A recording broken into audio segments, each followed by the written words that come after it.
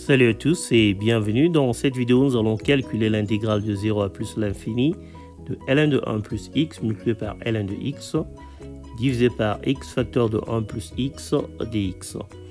On va appeler cette intégrale i. Alors pour la calculer, on va utiliser un changement de variable plutôt inhabituel. Tout de suite, on va commencer par poser que y est égal à x sur x plus 1 ou de façon équivalente que x est égal à y sur 1 moins y. Alors on va avoir que y est égal à 0 lorsque x est égal à 0 et y va tendre vers 1 lorsque x tend vers plus l'infini et bien sûr dx qui est égal à 1 sur 1 moins y au carré dy. Si nous mettons tout ceci ensemble, nous obtenons que i est égal à l'intégrale de 0 à 1 de 1 moins y au carré sur y multiplié par ln de 1 sur 1 moins y multiplié par ln de y sur 1 moins y multiplié par 1 sur 1 moins y au carré dy. Alors on va simplifier tous les termes qui peuvent être simplifiés. On va utiliser les propriétés des logarithmes, sachant que ln de a sur b est égal à ln de a moins ln de b. Donc on va avoir que i est égal à l'intégrale de 0 à 1 de moins 1 sur y multiplié par ln de 1 moins y facteur de ln de y moins ln de 1 moins y dy.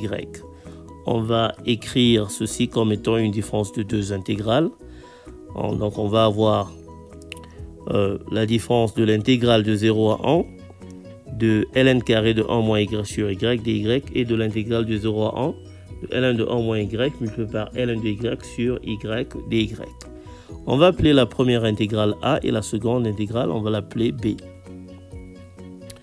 Alors, on va calculer a et b maintenant.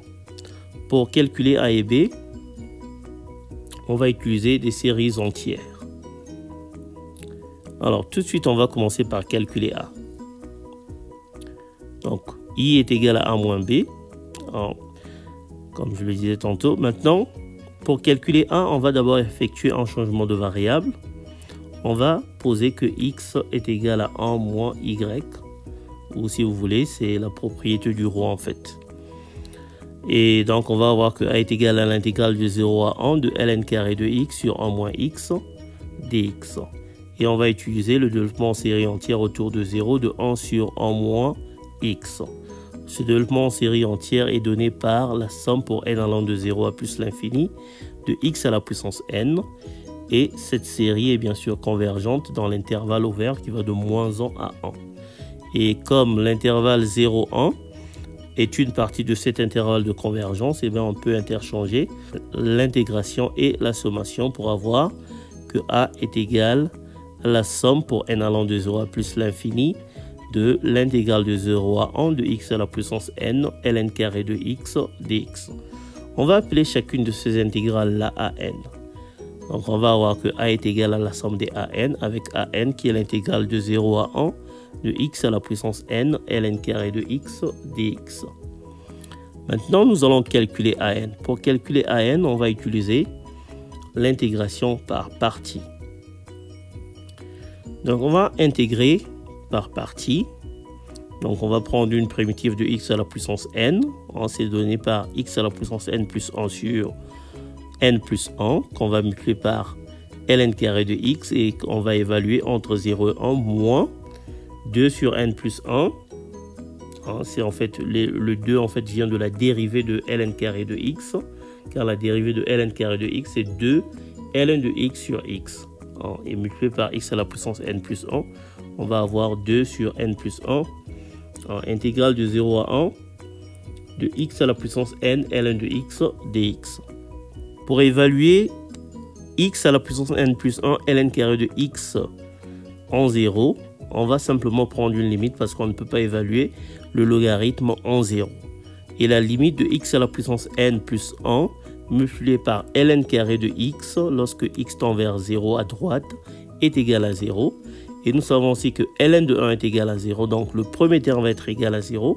Il va nous rester le deuxième terme. Donc on va encore intégrer par partie pour avoir que an est égal à moins 2 sur n plus 1 au carré.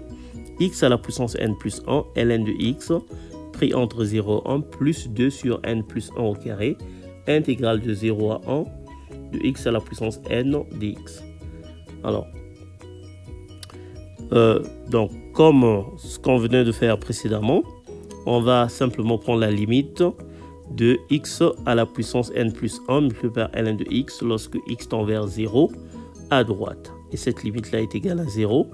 Et lorsque nous évaluons x à la puissance n plus 1 multiplié par ln de x en 1, nous trouvons aussi 0. Donc le premier terme va être égal à 0. Ça veut donc dire qu'il va nous rester le deuxième terme. Et ce deuxième terme, après intégration, est égal à 2 sur n plus 1 au cube multiplié par x à la puissance n plus 1 pris entre 0 et 1, ce qui nous donne 2 sur n plus 1 au cube. Maintenant, nous allons remplacer cela dans notre somme. Alors, en remplaçant dans la somme, on va avoir que a est égal à la somme pour n allant de 0 à plus l'infini de 2 sur n plus 1 au cube. On va réarranger les termes. On va donc avoir que c'est égal à 2 fois la somme pour n allant de 1 à plus l'infini de 1 sur n au cube. Alors cette série est une série de Riemann avec comme exposant p égale à 3. En 3 étant supérieur à 1, notre série est convergente et cette série est aussi notée zeta de 3. Donc on va simplement écrire que a est égal à zeta de 3 et zeta de 3 est connu comme étant la constante d'Apéry et sa valeur approchée est donnée par 1,20205 ainsi de suite. Et il est connu que zeta de 3 est en fait un nombre irrationnel. Alors donc maintenant nous savons que a est égal à 2 fois zeta de 3. On va simplement remplacer cela dans l'expression de i. On va donc avoir que i est égal à 2 fois zeta de 3 moins b. Et maintenant, nous allons calculer b. Pour calculer b, on va utiliser le développement en série entière de ln de 1 moins y autour de y égale à 0. Et ce développement en série entière est donné par la somme pour n allant de 1 à plus l'infini de y à la puissance de moins y à la puissance n sur n. Ou plutôt moins la somme pour n allant de 1 à plus l'infini de y à la puissance n sur n. Alors on va simplifier les termes que nous pouvons simplifier. Par exemple, on va simplifier y à la puissance n divisé par y, ce qui va nous donner y à la puissance n moins 1. Donc voilà.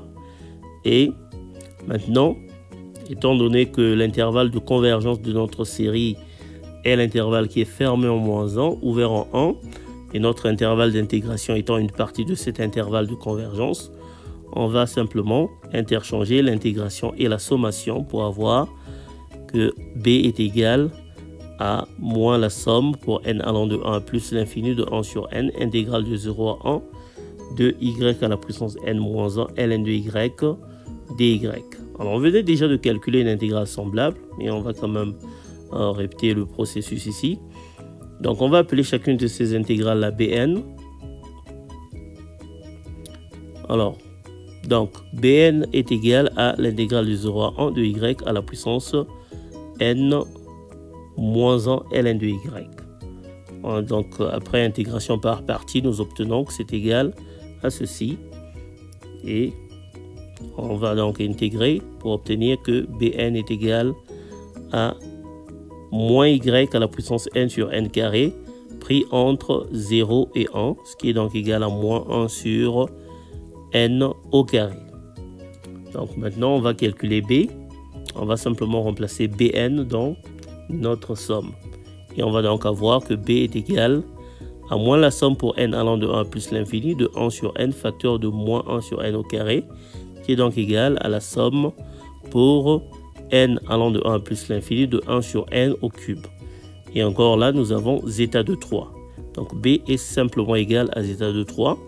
Et on va donc remplacer pour avoir que i est égal à 2 fois zeta de 3 moins zeta de 3, ce qui est égal à zeta de 3. Voilà, nous sommes donc arrivés à la fin de notre vidéo.